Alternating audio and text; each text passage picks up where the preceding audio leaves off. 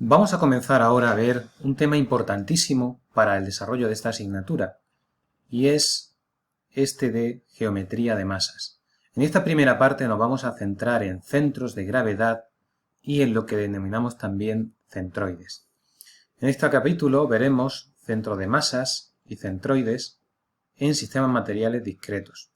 Por otro lado, veremos centro de masas y centroides en sistemas materiales continuos. Después veremos centro de masas de un conjunto de sistemas materiales y finalmente veremos los importantes teoremas de Pappus-Goulding, que son el primer teorema y el segundo teorema. Para este capítulo, un elemento que se ha dejado en Prado y que es importante que dispongáis es de una tabla como esta de posiciones de centroides en figuras conocidas. Esta tabla la tenéis disponible, procede del libro de B.R. Johnston y la necesitaremos para realizar ejercicios. Vamos a comenzar en primer lugar viendo qué es el centro de masas o el centroide en un sistema material discreto. Para eso he dibujado aquí un triedro X y Z en el cual he dibujado un sistema de referencia R con centro en O y vectores unitarios Y, J, K. Movemos aquí. Aquí voy a considerar una masa M1 en este punto, una masa M2, aquí una masa M3 y vamos a suponer que existen más, bueno, voy a ponerle a este Mn. Es decir, tenemos n puntos materiales, son puntos matemáticos. Cada uno de esos puntos está posicionado con su vector RI. Este vector, por ejemplo, será el R1, con origen aquí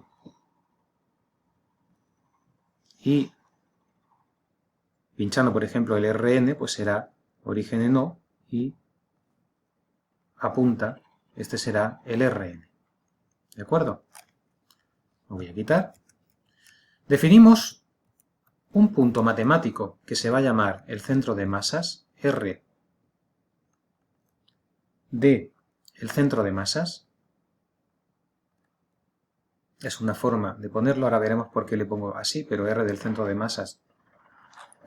A el siguiente cociente, fijaros. Voy a poner en el denominador la suma de esas masas discretas, es decir, M1 más M2 más puntos suspensivos más Mn. Y en el numerador la suma ponderada de las coordenadas de cada punto, es decir, M1 por R1 más M2 por R2 más Mn por Rn. ¿De acuerdo? Este punto se denomina R del centro de masas.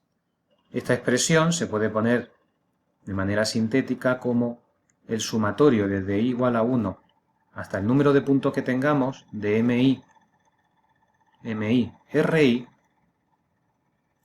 dividido entre la suma desde i igual a 1 hasta n de las masas. ¿Veis? Ese será un punto ficticio, matemático, que voy a poner aquí, centro de masa, que va a jugar un papel fundamental en algunas aplicaciones que veremos más adelante, como en dinámica, en el cual condensaremos la información en ese punto. Lo que quiero recalcar es que es un punto ficticio, es un punto que no existe. De igual manera, vamos a denominar RC, centroide, a un punto ficticio que se obtiene en el espacio suponiendo que todas estas masas MI tienen de valor la unidad 1, es decir, sin unidades. Es simplemente R1 más R2 más R3 más Rn dividido entre 1 más 1 más 1, así n veces 1, ¿vale? Es decir, RI, la suma desde i igual a 1 hasta n de RI, dividido entre n. Como veis, el centroide es un promedio estadístico de las coordenadas, con independencia de cuánto valga la masa en ese punto. Esto veremos más adelante cuándo se aplica y para qué. Es un punto ficticio. El centro de masas es una media ponderada con este número que es la masa en cada punto. Vamos entonces a hacer un pequeño ejercicio para localizar ese centro de masas, al cual también veréis que se le llama centro de masas o centro de gravedad. Es equivalente. Por contra, la palabra centroide hace referencia a entidades geométricas desprovistas de masa. Vamos a poner un ejemplo. Vamos a plantearnos este ejercicio. Dados 3 puntos con sus masas referidos a un sistema de coordenadas, M1 es 1 kilo, M2 3 kilos y M3 8 kilos, y estas son las coordenadas, el 1, 2, 1, el menos 5, 1, 2 y el 6, 2, 1 para el tercero. Nos piden determinar el centro de masas y determinar el centroide. Por un lado, el centro de masas vendrá dado por la suma ponderada por las masas, desde igual a 1 hasta n de mi, RI, dividido entre la suma de todas las masas, de igual a 1 hasta n. Nos va a quedar, por tanto, lo siguiente. En el denominador, 1 más 3 más 8, y en el numerador, 1 por el 1, 2, 1, más 3 por el menos 5, 1, 2. Vamos a alargar esto un poco.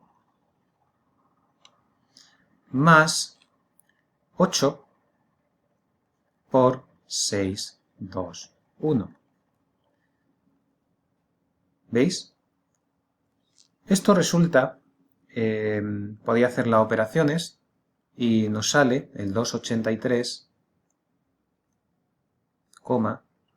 175, 1,25. Vamos entonces a ver ahora con un pequeño ejemplo en Python que estos números que hemos puesto están bien. Fijaros, voy a cargar import numpy as np. Voy a definir primero m1, m2 y m3. Voy a definir las masas que tengo. La primera era de 1 kilo. Para Python las unidades no existen.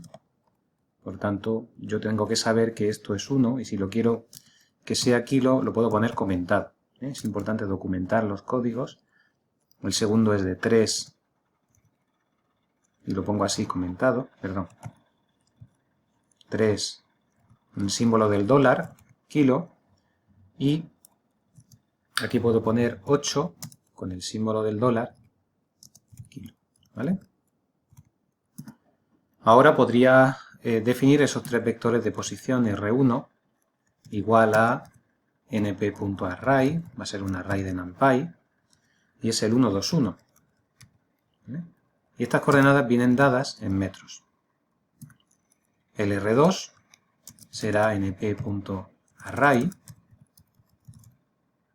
abro paréntesis, y pongo el menos 5, 1, 2.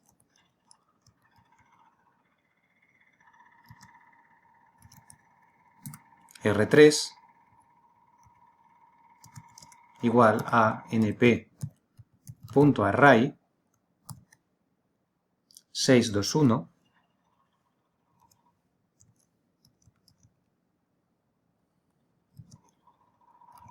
metros.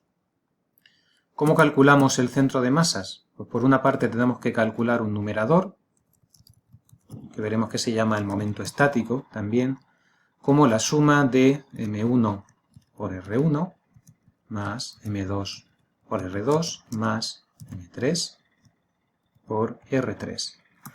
El denominador, que es la masa total del sistema, será M1 más M2 más M3. Y finalmente, calcular R del centro de masas como el numerador entre el denominador. Si queremos imprimirlo, podríamos poner print el centro, entre paréntesis, el centro de masas es, los puntos, dejo un espacio y pongo RCM. ¿De acuerdo? Ejecuto este código y me indica que aquí me he equivocado, me falta una coma. Lo vuelvo a ejecutar y así, menos 2,83, 1,75, 1,25, que son los números, menos 2,83, 1,75, 1,25, que son los números que yo puse aquí antes. Con eso tendríamos el centro de masas. Con esto estáis viendo la utilidad de Python para calcular. Veis que, fijaros aquí no necesito, al poner, no necesito, esto ya está vectorizado, si no tendría que poner un bucle para las distintas direcciones, pero esa es la ventaja del paquete NumPy, que vectoriza de manera automática. Esto es el centro de masas. ¿Cómo calcularía lo que indica aquí el apartado segundo? Este es el primero, el segundo. El centroide. R del centroide será la suma igual a 1. Es un promedio estadístico entre las coordenadas. Y no me importa la masa que haya. Dividido entre 3, porque son los 3 puntos que hay. ¿De acuerdo? Es decir, esto será el 1, 2, 1 más el menos 5, 1, 2 más el 6, 2, 1 dividido entre 1 más 1 más 1, que es este 3. Hay 3 masas. Vamos a calcularlo aquí. Vamos a calcularlo, simplemente lo que voy a hacer es volver a copiar esto de aquí y adaptarlo. ¿Vale? Ahora, para el cálculo del centroide, voy a ponerlo aquí así para comentar el código. Pongo cálculo del centroide. Y lo comento, en este caso con control 4 dentro de este entorno se queda comentado. Para el centroide hago que las 3 sean 1. Y todo lo demás funciona igual. Todo lo demás va a funcionar igual. Aquí voy a poner el centroide es RC y voy a cambiarle a esta letra RC y ya tendría ese centroide. Ejecuto este código y tengo el centro de masas y el centroide es 0,66, su aproximación decimal, 0,66, 1,66, 1,33. Pues lo voy a poner aquí, 0,66, 1,66, 1,33. Como digo, es un promedio. Voy a poner la coma arriba.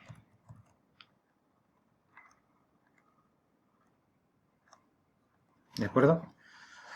Es un promedio. Entonces ambos puntos son importantes. ¿Cuándo coincide el centro de masas con el centroide? Pues obviamente, si las 3 masas son iguales, el centro de masa y el centroide son el mismo. No digo que tengan que valer 1, digo que basta con que sean iguales. Porque si yo en el numerador, si las masas fuesen iguales, en el numerador tendría la suma de d igual a 1 hasta n de una masa común por RI, esa masa común saldría fuera, y en el denominador tendría la suma de d igual a 1 de la misma masa, con lo cual nos quedaría aquí n, y la masa arriba y la masa abajo se iría. Esto es importante, ya que cuando tengamos una nube de puntos donde todas las masas sean iguales, determinar el centroide es igual el centro de masa igual que determinar el centroide. Si yo, por ejemplo, tengo una nube de puntos y todas las masas son 8, 8, 8, 8, puedo obviar el número 8 y calcularme la posición del centroide. ¿De acuerdo? Bien. Vamos a ver finalmente una interpretación para conectarlo con el tema de vectores deslizantes. Fijaros. Voy a plantear aquí un triedro X y Z similar al que teníamos antes, algo así, el tercero así, y una nube de puntos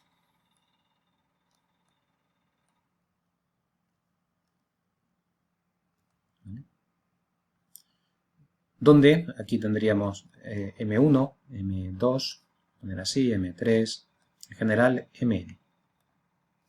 Voy a dibujar este sistema, o lo voy a trasladar, el mismo sistema,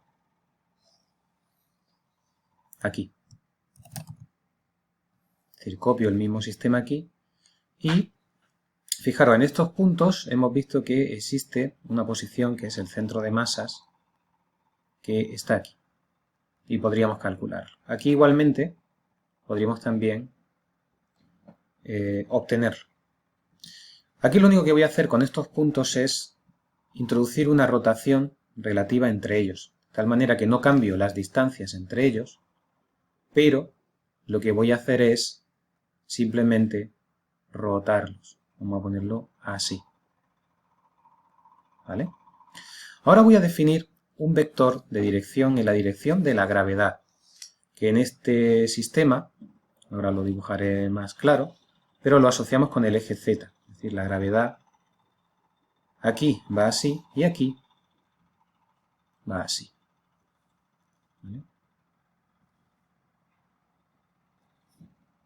Esa dirección la voy a poner como una dirección epsilon. Y voy a plantearme que por cada uno de estos puntos aparece un vector que será para nosotros la fuerza gravitatoria. ¿Vale?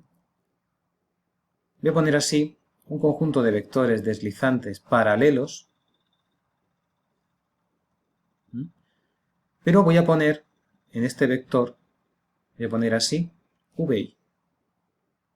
En este caso VN, vamos a ponerle a cada uno un número, o sea, un vector, este será el V2, uno será más grande, otro más pequeño, ahora veremos.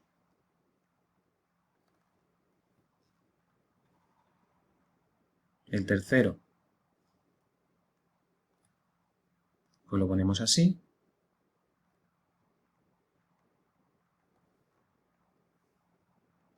Y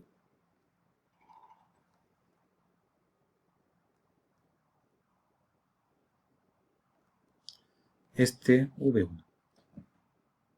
¿De acuerdo? Un sistema de vectores deslizantes paralelos, si teníamos un vector VI que era un escalar por una dirección. Y se definía un punto que era el centro del sistema como la suma, desde i igual a 1 hasta n, de VI, RI entre la suma de VI. Pues bien, el centro de masas es el centro del sistema de un sistema de vectores deslizantes paralelos en el cual VI lo vamos a obtener como MI, la masa de cada punto. ¿De acuerdo? Ese eje central es una recta paralela a la dirección común y que pasa por ese punto que es el centro de masas. Si nosotros giramos las posiciones relativas de estos puntos, lo que vamos a tener es una nueva disposición en el espacio, pero una nueva disposición en el espacio, como este casi que no está, parece por el giro que le he dado que están en la misma línea, pero no lo están. Esta es la recta de soporte de este vector y esta es la recta de soporte de este vector, ¿vale? Aquí los tenemos colocados de otra manera, pero el centro de masas, en este caso, vuelve a ser un punto por el que pasa el eje central. ¿De acuerdo? Bien, el centro de masas se puede definir también como el punto común que tienen todos los ejes centrales que pasan por ese punto. Es una interpretación que ahora mismo con un sistema discreto es difícil de ver, pero cuando veamos un sistema material continuo, si nosotros tenemos un sistema material continuo, como podría ser un cuerpo, por ejemplo, con la forma de una moneda, ¿vale? Este eje central, a medida que vamos cambiando la orientación, ¿vale? El eje central pasará por aquí y atraviesa un conjunto de puntos que están dentro de la moneda. Bueno, el único punto común a este y a este es el centro de masa. Es una interpretación un poco para conectarlo con lo visto la semana pasada.